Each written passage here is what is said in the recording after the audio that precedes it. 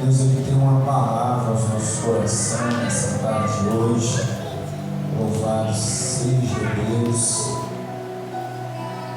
Aleluia. O Senhor tem falado neste lugar poderosamente, e eu creio que Ele vai continuar falando através da palavra em nome do Senhor Jesus. Deus, Ele tem falado através dos louvores. Deus, Ele tem falado através dos testemunhos em nome de Jesus. E eu tenho certeza que a palavra nesta tarde de hoje, ela irá, louvado seja Deus, complementar aquilo que o Senhor já vem falando em nossos corações. Livro de Jonas, louvado seja Deus, capítulo de número 1. Glória seja a Deus. Estamos felizes e alegres por servir a esse Deus que tem sido fiel. Louvado seja Deus, e que tem permanecido trabalhando ao nosso favor. Amém?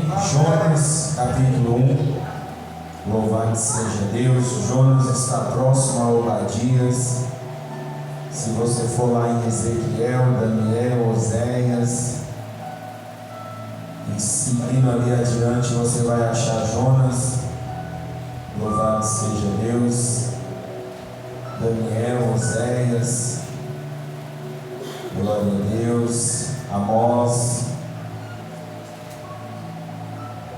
glória seja dada a Deus. Jonas capítulo 1. Louvado seja o nome do nosso Senhor Jesus Cristo. A minha Bíblia, o título vai dizer: Jonas abandona a sua missão. A vocação de Jonas e a sua fuga e o seu castigo.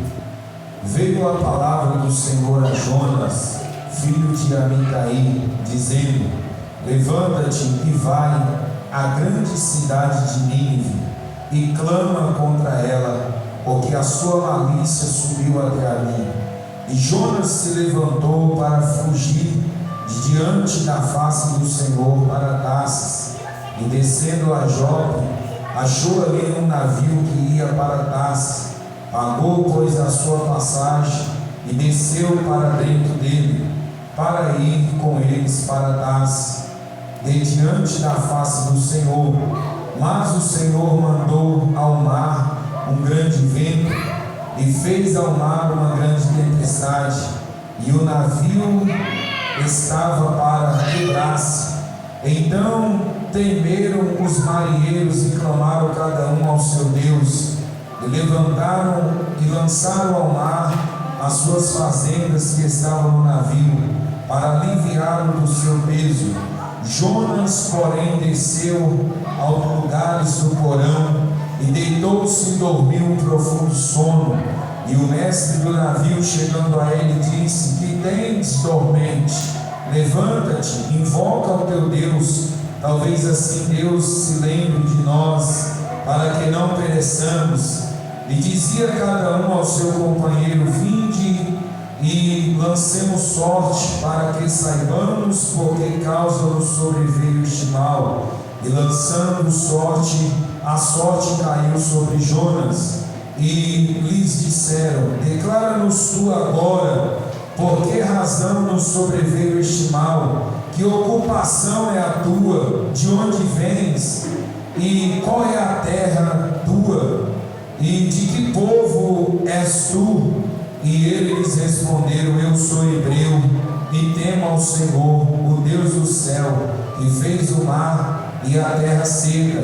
Então os homens se encheram de grande temor e lhe disseram: por que fizestes tu isso?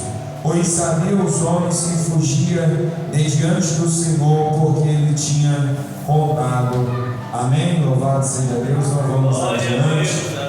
Louvado seja o nome do Senhor. Podem se assentar e glorificar o nome do Senhor Jesus Cristo. Louvado seja Deus. Eu louvo a Deus por essa palavra. Eu louvo a Deus pelo Espírito do Senhor está no nosso meio, direcionando, louvado seja Deus, esta obra, direcionando, louvado seja Deus, a vida de cada um de nós. Existe uma importância muito grande, louvado seja Deus, em saber que O Espírito de Deus está no nosso meio, nos direcionando. Cada palavra que sai da nossa boca, cada atitude que nós tomamos, louvado seja Deus, ela é, louvado seja Deus, porque o Espírito de Deus está no nosso meio, em nome de Jesus. E essa palavra, irmãos, por 2 semanas, ela tem ardido ao meu coração. Louvado seja Deus, eu tenho meditado nela, o Senhor tem falado poderosamente ao meu coração através dessa palavra, e eu creio que Ele também irá falar com cada um de vocês nessa tarde de hoje, em nome de Jesus. A Bíblia diz que Deus ele levanta Jonas como profeta do Senhor. Quando nós vamos meditar, louvado seja Deus, na vida desse profeta, a Bíblia não vai mencionar muito a respeito da sua vida, do que ele fazia, qual era a sua ocupação antes do seu chamado. Mas a Bíblia diz que o Senhor o chamou. Glória a Deus, isso aqui está falando. Mas a Bíblia diz que o Senhor chamou Jonas para uma grande obra. Quando nós abrimos no 2º livro dos reis de Israel, capítulo 14, versículo 25 a seguir, nós vamos ver que Deus ele vai chamar Jonas, e Jonas vai profetizar para o rei Jeroboão acerca de uma restauração e uma prosperidade que Deus iria fazer no reino ali de Israel, no meio do povo de Deus. Então Jonas ele não é só mencionado dentro do livro que leva o seu próprio nome. A Bíblia vai dizer que Jonas ele era um profeta do Senhor. E dentre os 12 profetas que são considerados profetas menores da Bíblia, não menor por causa da sua estatura, mas sim pelo tempo de ministério e pela quantidade de escrita, louvado seja Deus, e de ministério que eles exerceram. A Bíblia diz que Deus ele chama esse profeta e dá para esse profeta uma grande missão. Porque esse é o propósito de Deus, levantar o homem e a mulher de Deus. Deus não vai levantar um homem e uma mulher para ele ficar desocupado, para ele ficar, louvado seja Deus, talvez sem saber o que fazer, perdido na obra de Deus, andando para cima e para baixo, desnorteado, sem uma direção. Não. A partir do momento que Deus nos chama, é porque Ele quer realizar algo através da nossa vida. Todas as vezes que nós vamos olhar para a Bíblia Sagrada e vermos Deus chamando alguém, o chamado de Deus é porque Deus ele quer executar algo, é porque Deus ele quer fazer algo acontecer em meio àquele lugar. A Bíblia diz que Deus chama Jonas para uma missão, e a missão que Deus colocou na mão desse profeta não era uma missão fácil. A Bíblia diz que a palavra de Deus veio a Jonas dizendo: Jonas, levanta e vai até a grande cidade de Nínive e profetiza sobre ela, prega sobre ela, anuncia sobre ela, dizendo que a sua maldade chegou ao meu coração, e que se eles não se arrependerem no prazo de 40 dias, eu destruirei esta cidade totalmente da minha face. Observa aqui, irmãos, ser profeta não é algo fácil. Transmitir uma mensagem de Deus, independente de qual condição seja a mensagem, se vai ser uma mensagem de restauração, se vai ser uma mensagem de bênção, ou se vai ser uma mensagem de juízo de Deus, existe uma certa responsabilidade, e nós temos que ter esse entendimento que a partir do momento que Deus confia algo ao nosso coração, nós temos que executá-la com total zelo diante do Senhor. A mensagem para aquela cidade era que, se durante um prazo de 40 dias eles não se arrependessem, Deus iria destruir aquela cidade. Deus iria riscar o nome daquela cidade da face da terra. Porque quando nós vamos entrar dentro da história, quando nós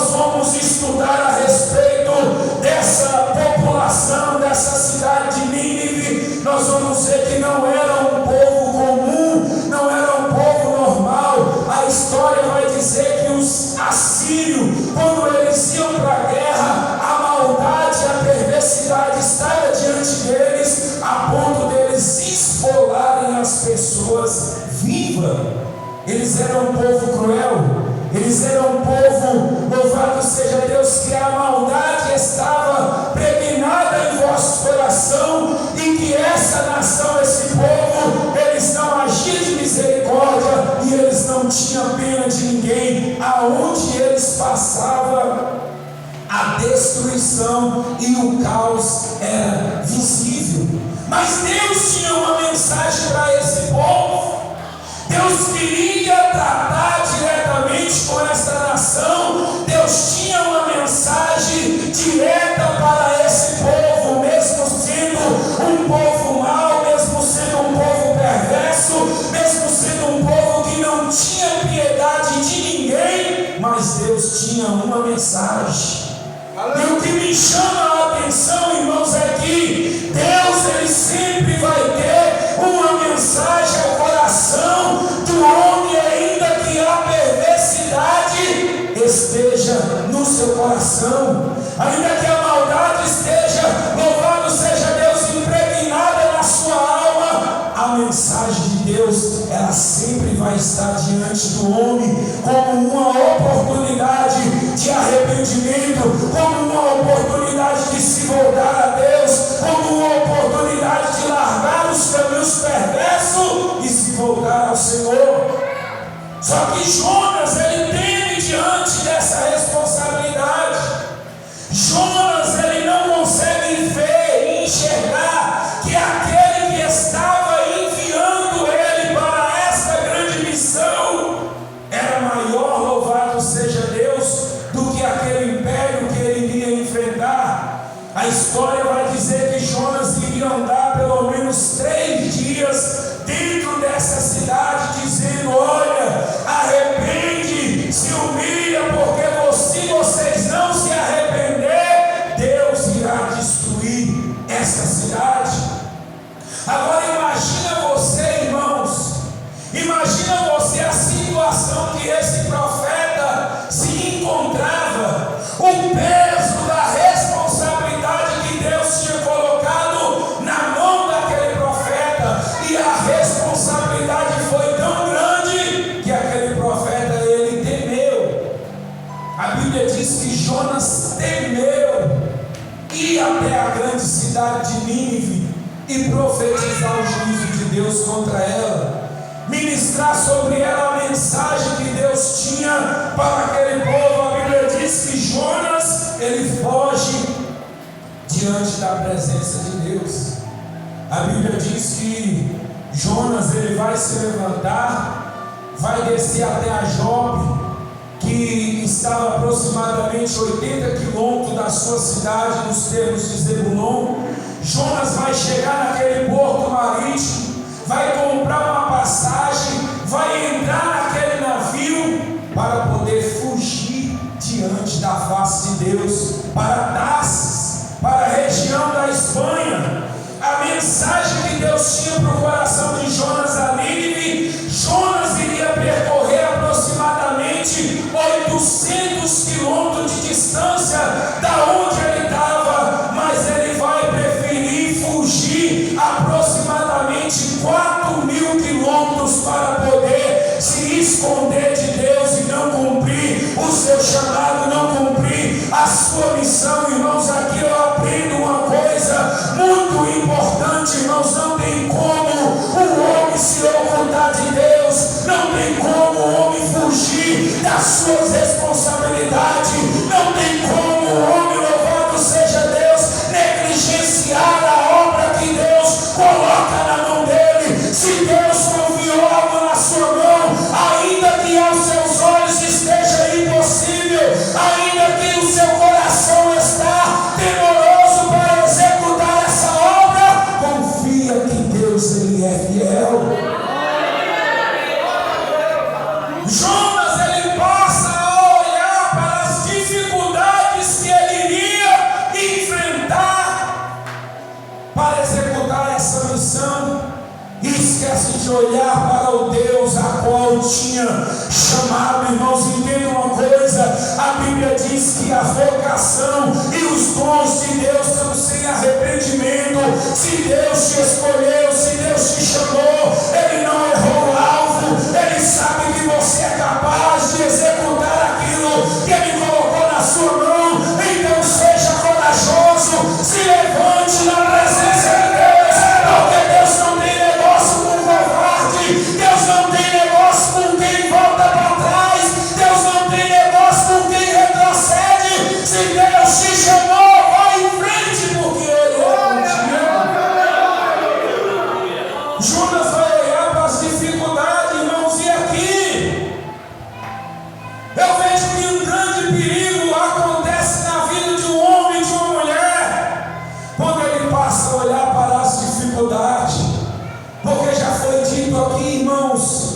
que não vai ser fácil a obra de Deus na minha e na sua vida.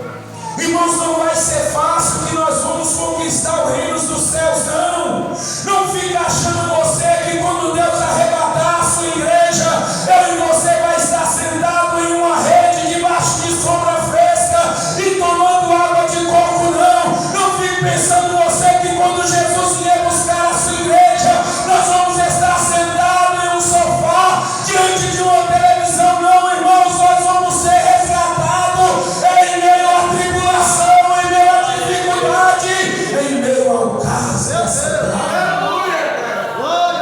É quando não houver mais saída, é quando nós nos sentimos encurralados e ver que não tem mais saída para nós. É esse momento que Jesus vai nos resgatar. É nesse momento, irmãos, não fica pensando, louvado seja Deus, que o que Deus tem para fazer na sua vida, Ele vai fazer você estando sentado debaixo de uma sombra, louvado seja Deus, com os braços encruzados, não. A Bíblia diz que aquele que lança a mão do arado não pode voltar para trás. Deus não chama desocupado, Deus só te chamou porque Ele sabe que você tem condição e capacidade de cumprir o seu chamado em nome de Jesus. Mas existe um grande perigo, irmãos, quando nós começamos a olhar para as dificuldades e ao invés de apresentar a Deus, irmão de Carlos, a nossa fé, nós apresentamos para Deus as nossas dificuldades. E isso tem sido um perigo, irmãos, para mim e para você que é cristão, para mim e para você que deseja o céu, irmãos, porque uma verdade é certa: nem todo mundo que está dentro da igreja está preocupado com o céu, não. O seu coração está mais nas coisas dessa terra do que nas coisas que estão no céu. Mas Jesus, Ele diz: não ajunteis tesouro na terra, mas ajuntei tesouros no céu, porque aonde estiver o vosso tesouro, aí também está o vosso coração. Nem todo mundo, irmãos, que diz ser crente, está dentro da igreja, está preocupado com o céu, não. E como é que você percebe isso, pastor? É fácil perceber a forma que a pessoa leva a sua vida. Leva a sua vida de qualquer jeito, irmãos. O arrebatamento da igreja vai se dar em um momento que ninguém se espera. Nós vamos ser pegos de surpresa se nós não estivermos preparados, se nós não estivermos na posição diante do Senhor, se nós não vivermos uma vida de santidade, de retidão e de obediência à palavra de Deus. Nós corremos o risco de ser pegos de surpresa. E a Bíblia diz que aquele dia e aquela hora, irmãos, vai ser dia de trevas, vai ser dia de escuridão sobre a terra, vai ser dia, louvado seja Deus, de prantos e clamores, porque muitos irão sair pelas ruas gritando por socorro, por ajuda, mas vai ser tarde demais.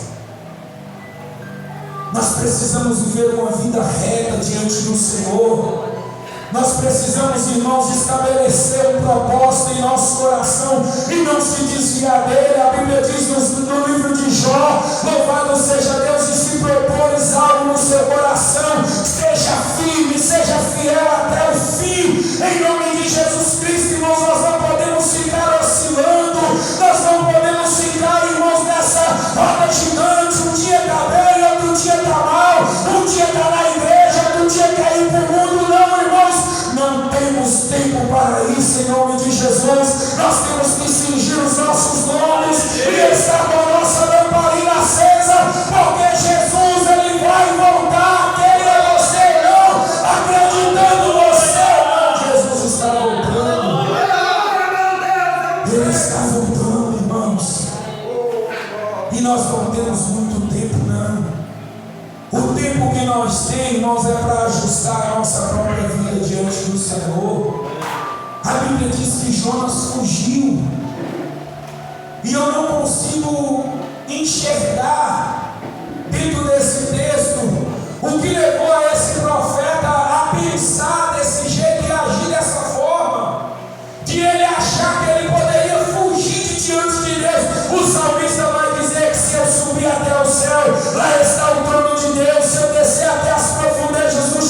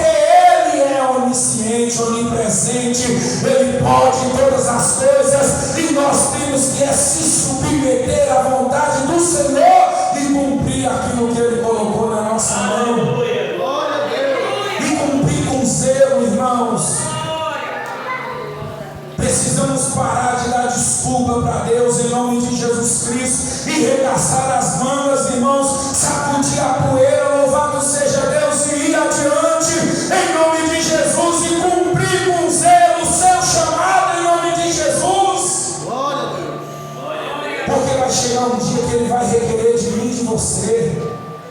Ele vai chegar diante de você um dia e vai dizer: eu te dei dons, eu te enchi de dons, eu te capacitei, eu te dei entendimento na minha palavra, eu te dei sabedoria na minha palavra. E o que você fez com tudo que eu te dei? Vai chegar o dia da prestação de conta, irmãos. Deus vai querer e requerer de mim, de você, centil por centil, centavos por centavo. Nada vai passar oculto aos olhos do Senhor. É verdade. Glória. Nós não podemos ficar dando desculpa a vida inteira diante de Deus, não, irmãos. Nós temos é que agir. Louvado seja Deus. A Bíblia diz que esse profeta, ele foge diante da presença de Deus, mas quando ele acha que ele vai fugir diante da presença de Deus, é aí que a presença de Deus não vai desapartar dele, porque os olhos de Deus estavam sobre Jonas. A Bíblia diz que ele desce até o porão desse navio e vai dormir, despreocupadamente ele vai dormir, ele pega no sono. Irmãos, a tribulação, a tempestade, o pau está quebrando lá em cima, mas o camarada está dormindo. É aquele tipo de crente, irmãos, que o circo está pegando fogo, a casa dele está de perna para cima e ele está dormindo. Ele está achando que está tudo normal, ele está achando que está tudo tranquilo e que as coisas vão se acontecer, que as coisas vão no tempo certo, não vai encaixar. Não, talvez essa tempestade que está lá dentro da sua casa é porque você tem negligenciado o chamado de Deus, é porque você tem tentado fugir daquilo que o Senhor te chamou para fazer. Nem sempre, irmãos, as tribulações e as tempestades que vêm sobre a nossa vida são obras do adversário, não. Muitas das vezes nós estamos sendo o fator principal do mar se levantar. Muitas das vezes nós estamos sendo, irmãos, louvado seja Deus, aquela pessoa que está indo lá e atiçando a tempestade contra a nossa vida. Muitas das vezes nós somos os causadores dos problemas que temos vivido. Tudo é o diabo. Eu imagino naquele dia, conjectura minha, não está na Bíblia, mas eu imagino naquele dia, Deus pedindo prestação de conta de alguém, a pessoa dizendo: não, mas eu não fiz isso porque o diabo se levantou, e o diabo dizendo: eu nem lá estava, me coloca no meio não, porque nem lá eu estava, isso é obra sua. A Bíblia vai dizer em Apocalipse, irmãos, que o diabo vai ser trancado no abismo durante 1000 anos, ele vai ser preso, e mesmo assim o homem não vai se conter e não vai parar de praticar o mal, de praticar as feitiçarias, porque, irmãos, a maldade nem sempre vem do diabo, a maldade muitas das vezes está no coração do homem. A Bíblia diz que Judas, louvado seja Deus, traiu Jesus. Judas era ladrão, o diabo não entrou em Judas para ele ser ladrão, o diabo entrou em Judas porque ele já era ladrão. Ele deu brecha para o diabo entrar. Por isso que Paulo vai dizer: não dei brechas ao diabo, não deis lugar ao diabo, estejais vigilantes e sóbrios na presença de Deus, e não deis lugar ao diabo. Irmãos, o que tem de gente que dá o lugar para o diabo agir na vida dele, e depois fica aí, irmãos, numa situação difícil, porque muitas das vezes não quer receber o que vem de Deus, porque o que vem de Deus não vai vir de mão beijada, não. Não fica esperando você que Deus vai estralar o dedo lá no céu. Deus não tem varinha de condão, Deus não é nenhuma fada encantada, Deus não é gênio da lâmpada que você esfrega 3 vezes e ele aparece e te fala: me faz 3 pedidos, não, irmãos. Com Deus o negócio é no estreito, com Deus o negócio é no ar. Mas entenda uma coisa: mesmo no estreito, se você for obediente, Deus ele vai ser na sua vida. Jonas foge, entra dentro do navio, desce para um porão e dorme, irmãos, um sono profundo. E Deus manda uma tempestade. Só que o que me chama a atenção, irmãos, louvado seja Deus, é que a A palavra que vem a Jonas de primeira mão é para que Jonas se levante. E veio a palavra do Senhor a Jonas e disse: levanta-te. Porque antes de Deus te dar alguma missão, primeiro Ele vai te colocar de pé. E antes de Deus te dar alguma missão, colocar alguma responsabilidade em suas mãos, Deus primeiro vai te colocar de pé, porque Deus não é Deus de caído. Deus não fala com quem está prostrado, não. A Bíblia diz em Ezequiel capítulo 2 que Ezequiel estava prostrado com o rosto no terra por causa da visão que ele teve no trono. Aí Deus, para poder dar uma mensagem, uma missão para ele, disse: Ezequiel, se coloca de pé, porque eu vou falar contigo. Entende uma coisa: não é tempo de ficar prostrado, não é tempo de ficar caído, é tempo de estar de pé diante do Senhor. É tempo de estar de pé, irmãos. É tempo de estar de pé. A Bíblia diz que Josué estava prostrado, desanimado, porque Moisés tinha morrido. A Bíblia diz que o Senhor chega diante de Josué e antes de fazer promessa, e antes de dizer que era na vida dele, que faria com ele como fez com Moisés, Deus diz para Josué: Josué, tem de bom ânimo, se coloca de pé e se esforça, porque eu sou contigo. Aleluia, meu Deus. Não tem como Deus colocar nada na minha, na sua mão, nós estando prostrados, nós estando caídos. Nada acontece, irmãos. Tira isso da sua cabeça.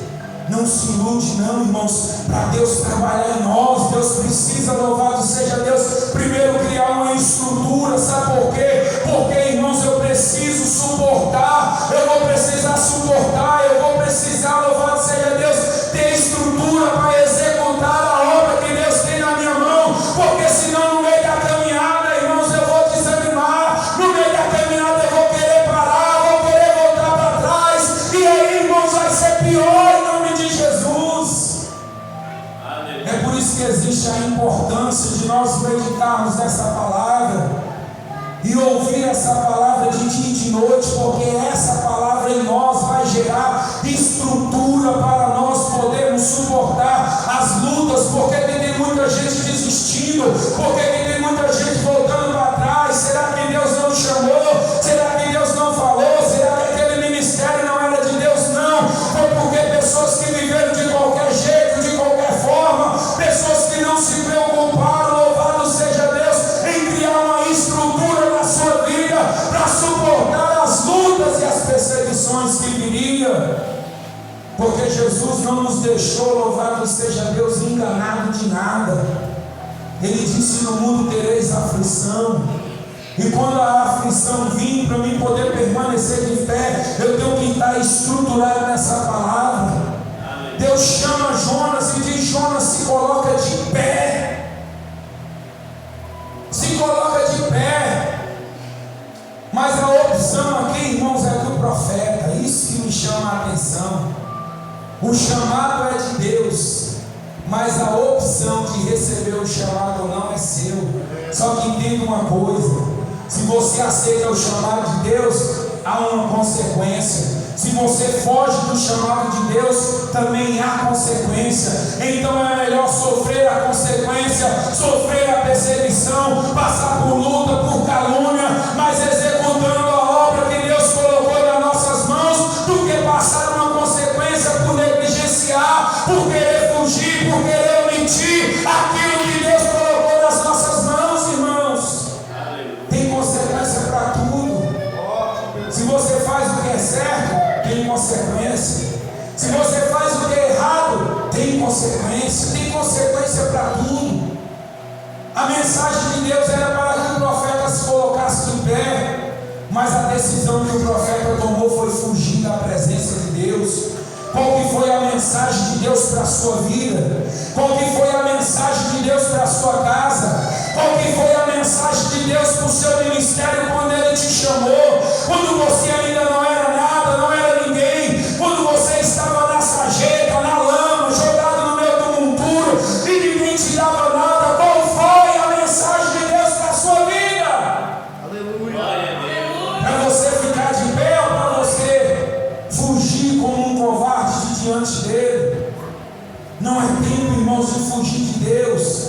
É tempo de nós nos posicionarmos diante do Senhor e profetizar. Louvado seja Deus, porque estamos diante de uma geração caída. Estamos diante, louvado seja Deus, de uma geração que não conhece mais a Deus. Estamos diante de uma geração que acha que avivamento é pular, é saltar. O que tem de gente aí que diz ser crente, mas que está longe de Deus.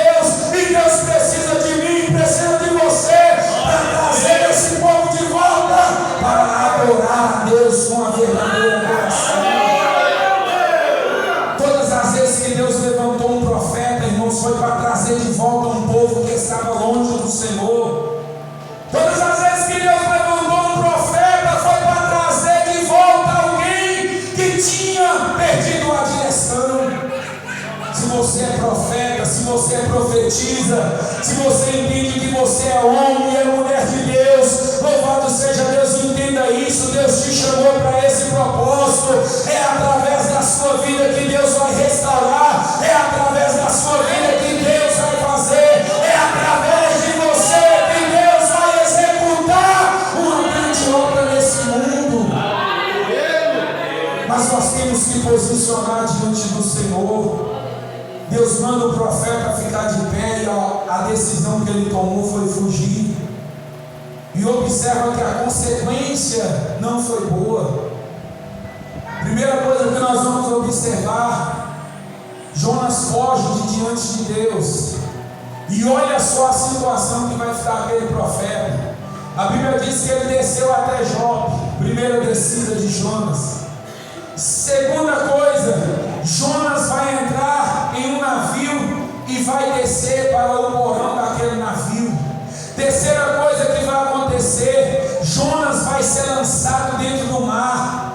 Outra coisa que vai acontecer, Jonas vai descer até o ventre do peixe. O peixe vai descer até as profundezas do mar, e Jonas vai se sentir no próprio inferno. E alguns acreditam que Jonas ele até experimentou a morte, porque a história vai dizer, a Bíblia vai dizer da boca do próprio Jonas: e das entranhas do peixe e das profundezas do inferno clamei ao Senhor.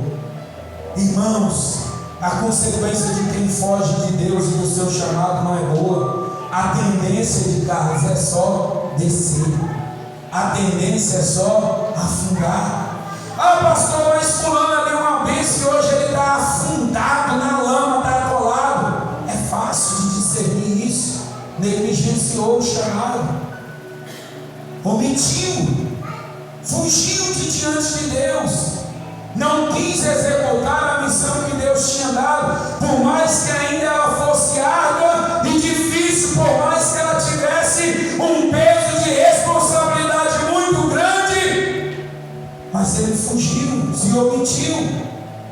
E a consequência, irmão, de que ele toma por esse caminho é descer, é aprofundar, é estar colado em situações difíceis. E aqui eu aprendo algo muito importante. Madrugada de quinta-feira, irmãos, para a glória de Deus, que nós não precisamos ficar contando isso aqui, porque a nossa busca diante de Deus tem sido constante. Quinta-feira nós estávamos num frio que estava doendo os ossos, e eu tenho 10 parafusos na minha perna esquerda, e eu estava sentindo tanta dor, e ali orando, clamando ao Senhor, e aquele frio, e apresentando fulano, apresentando ciclano, nome por nome, falando para Deus: visita lá, faz um milagre, faz aquilo. E de repente eu percebi um mistério no céu, e até falei para os irmãos: tem um mistério de Deus para ser revelado. E eu não entendi, mas depois o Senhor me falou. E você sabe o que Deus falou no meu coração? Que às vezes o preço que nós pagamos por alguns tipos de pessoas não vai ter resultado. Porque não adianta você jejuar 3 dias, não adianta você passar 2, 3 noites no monte orando por pessoas que não querem nada com Deus, por pessoas que está visível que elas não querem nada com Deus, e que muitas das vezes nós estamos carregando um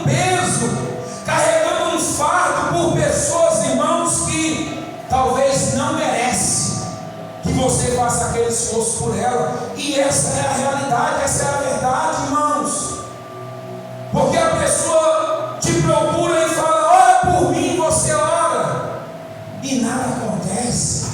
E muitas das vezes nós nos perturbamos e achamos que é a nossa oração que não está tendo efeito na vida da pessoa. E muitas das vezes nós achamos que o problema está em nós.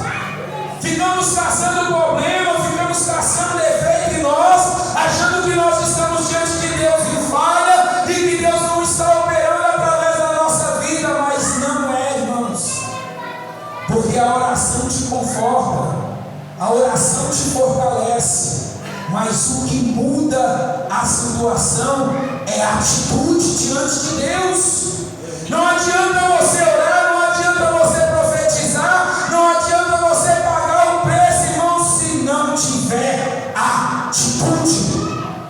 Deus, ele só age na vida de uma pessoa quando ela toma atitude diante de Deus.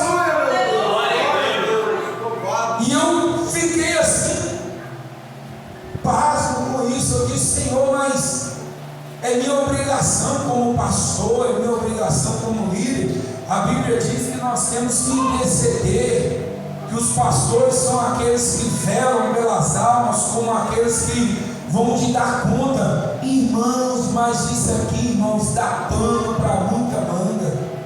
Se nós formos entrar por esse caminho aqui, isso aqui dá pano para muita manga. Porque a Bíblia diz: sujeitai-vos aos vossos pastores e obedeceis a ele no Senhor. Se não há sujeição sobre a sua liderança, se não há obediência sobre a sua liderança, eu não sou responsável pelo seu sangue, eu não sou responsável pela sua vida. Quando eu posso ser responsável pela vida de alguém? Quando há submissão, quando há obediência, quando há reconhecimento. Louvado seja Deus sobre o ministério e sobre a unção que Deus colocou na minha vida. Esse negócio de eu não tenho compromisso com o homem, meu compromisso é com Deus.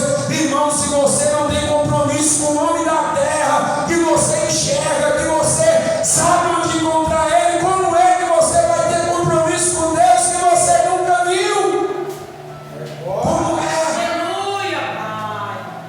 E muitas das vezes, irmãos, nós estamos sendo negligentes dentro da casa de Deus, em várias questões, irmãos, em várias.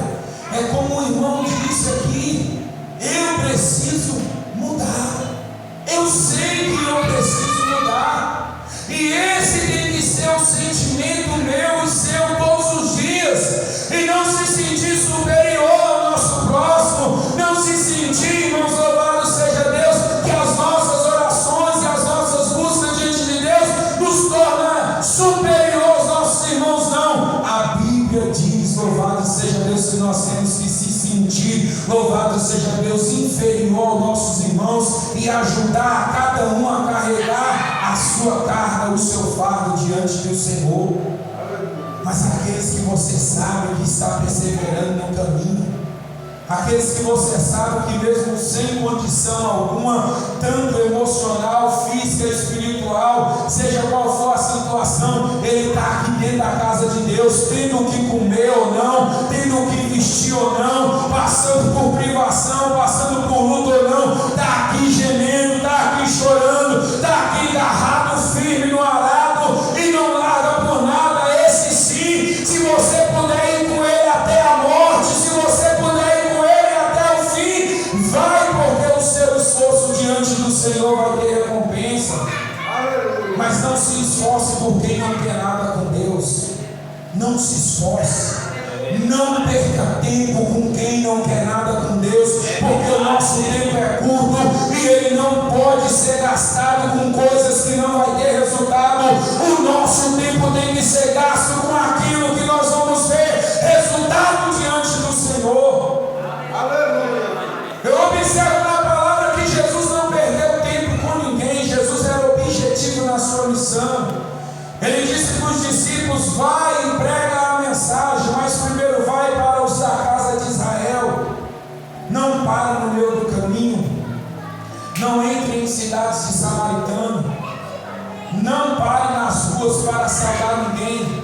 Jesus tinha pressa naquilo que ele iria fazer. Jesus, ele sabia que o tempo dele era curto, que o tempo que ele tinha de ministério, 3 anos e meio, não era o suficiente. Por isso que ele vai olhar para os discípulos e vai dizer: obras maiores do que eu fiz, vocês farão. Jesus não estava falando de milagres, Jesus não estava falando de sinais, porque milagres e sinais é a consequência de um verdadeiro evangelho que está sendo pregado. Jesus estava falando de um maior alcance.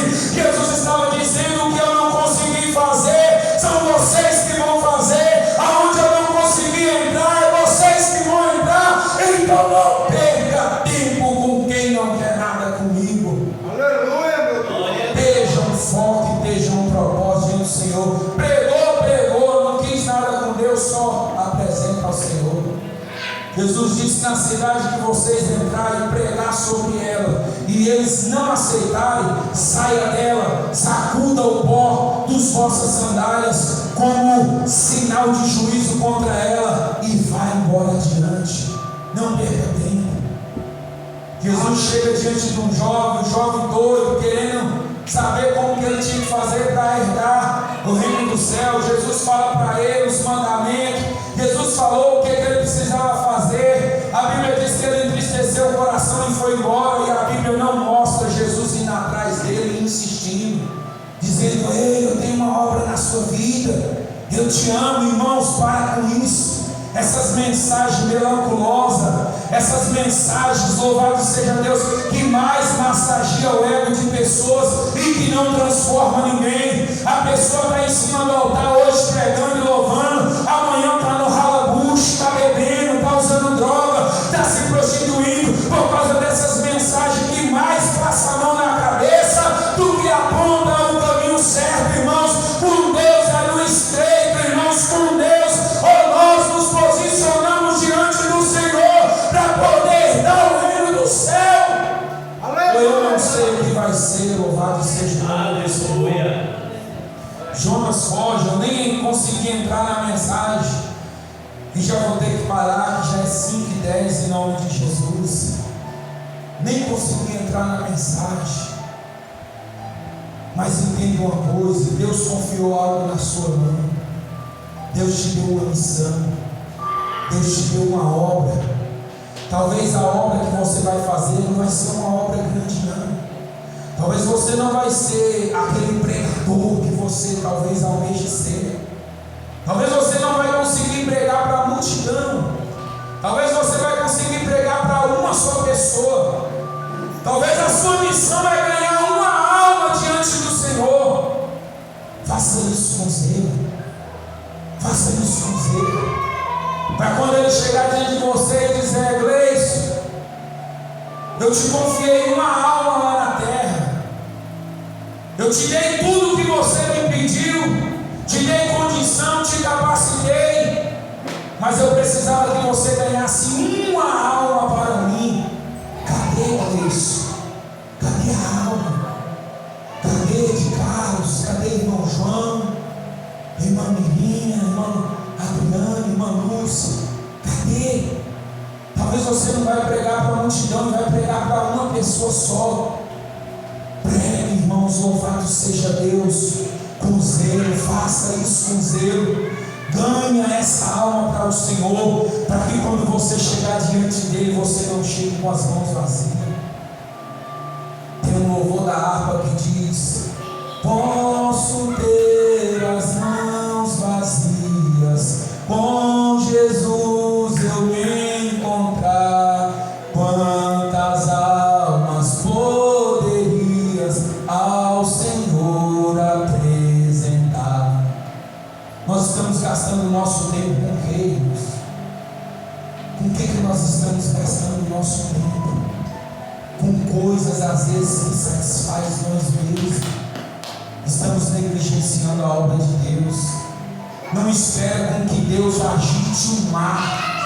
Não espera com que Deus mande a tempestade sobre o seu barco para que você venha se despertar desse sono. Não.